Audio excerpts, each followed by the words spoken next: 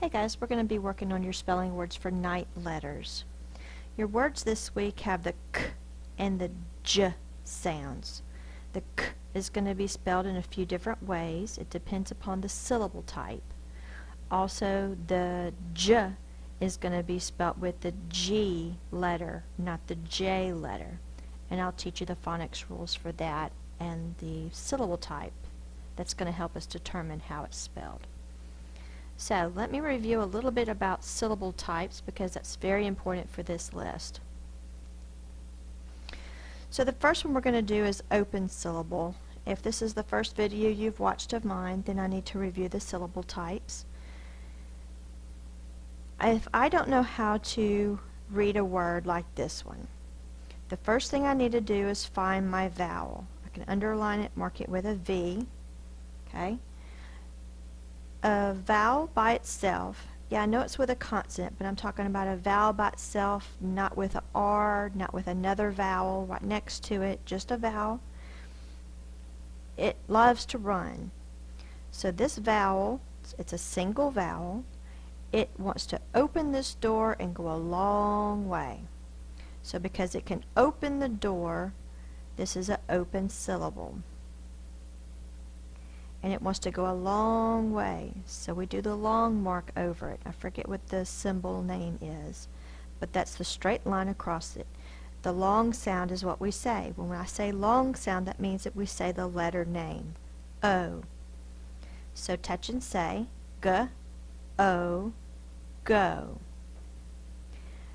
Now let's do this word. I underline my vowel, mark it with a V. Well, here's my single vowel. I don't know what it says yet, so I have to figure it out. It's going to try to run, but uh-oh, it bumps into this letter. So it's a single vowel followed by one or more consonants, because it could be this, the TH too. So one or more letters. It can't open that door. It's blocked. The door stays closed.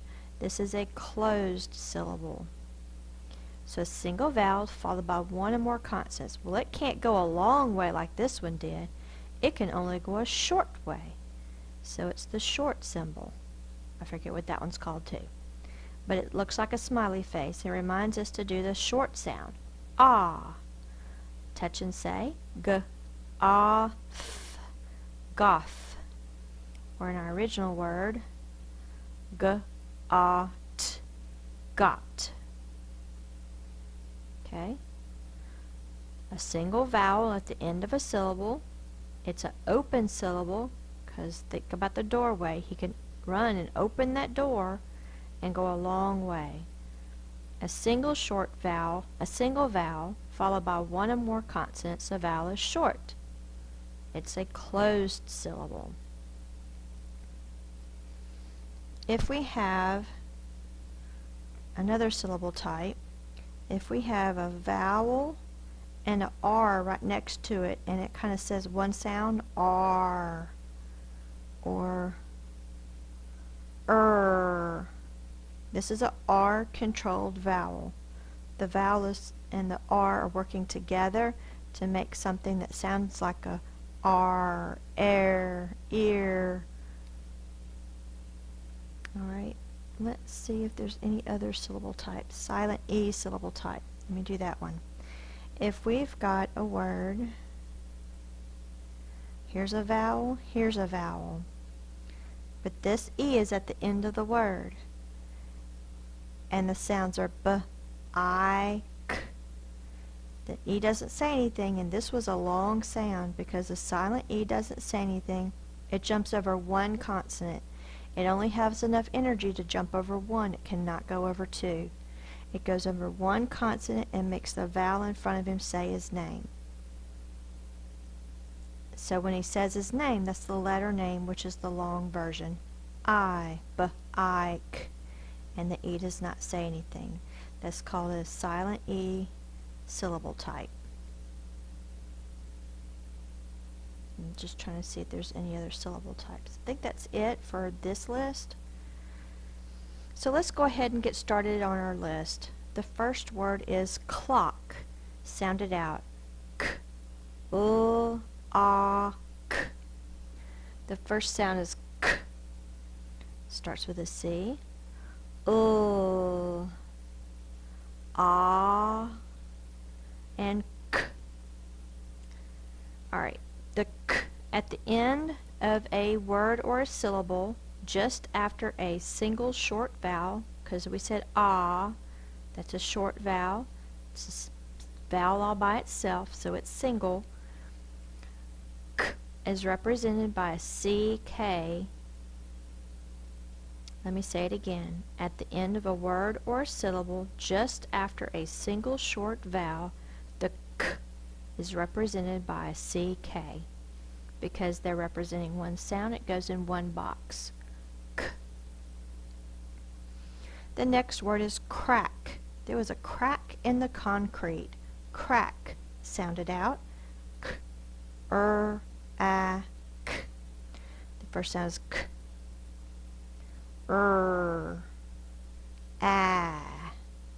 K. Here's the k at the end of a word. It's following a single short vowel, so the k is spelled with a CK. Crack. The next word is mark. I will make a mark on my paper. Mark. R, K. The first sound is My lips are together. R. It's an AR. So it's an R-controlled vowel team. R-controlled vowel. And K. K.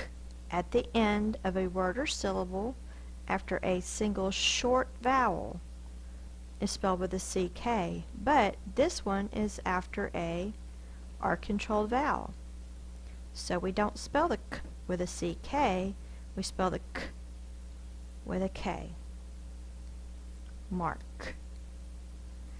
See why finding out what syllable type it is important, so we can follow the right spelling rule. The next word is brake. Brake. My car had the brake fixed. Brake. B-R-A-K. B. My lips are together. B. And it pops the air. That reminds me the line comes first, and then the bubble sits on the writing line. B. R. A. K. Alright, K is the last sound, but the A is a long A.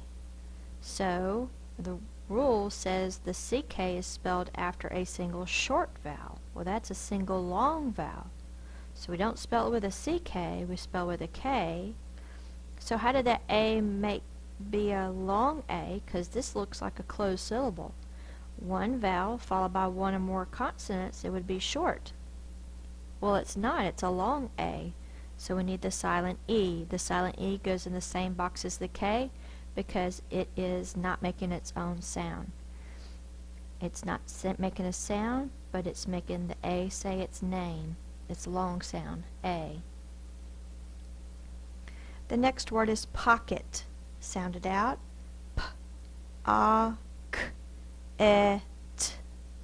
The first sound is P.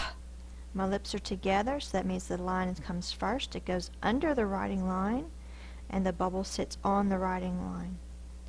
A. K. There's a special way of doing this one. Let's just do the C. The next sound is E and T. Alright, if this says E and this is A. They're both short. Remember we said, let me pull this up, a short vowel, a single vowel followed by one or more consonants, it's closed, the vowel is short. Well, ket is a closed syllable. Vowel followed by one or more consonants is closed, the vowel is short. But if the C is over there with the ET, then we've got P and O, and that's an open syllable. The vowel's at the end. It can go a long way. So we got to protect that vowel to make the short sound like it's supposed to. So we would usually double the consonant. There's not many words with two C's in the middle or two K's in the middle. But because of the word origin, and also it just looks easier, CK, we would split the syllable here, pocket. When we say it, the k goes with the second syllable, but when we divide it out on paper, the C makes it a closed syllable. Pocket. That's also true for the next word, jacket. Sound it out. J, A, K, E, T. J, J. It's the J. It goes under the writing line and hooks to the front. A, K, E, T. A and E are both short. We need them to both be closed syllables. We double the consonant. In this case, one is a C and one is a K. So we've got a closed syllable and a closed syllable. One more word for this part. The word is kitten. I have a new kitten in my house. Sound out kitten. K, it, n. The first sound is k. In this word, it starts with a K. There's not many words that start with a K. The usual regional words like kangaroo, koala, karate. Most of the words that start with a letter K to represent the k sound actually come from other countries. K, I, t, and that's actually a schwa, and I'll tell you why. And it's spelled with it as a E. My tongue is up, my lips are open. Kitten. Alright, if we say it, kitten, the t goes with the second syllable. Well, if we leave it just like that, it's an open syllable. We have to protect it, so we have to double the T. One T is with the first syllable and one T is with the second syllable because that's how it's said. It helps to break up and it helps protect that vowel to make it short. Now the reason why this is and I drew it as an upside down E, that's called the schwa.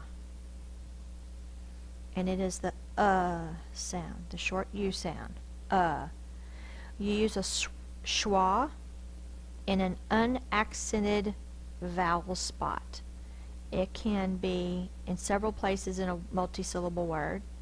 In this word, it's in the unaccented vowel spot.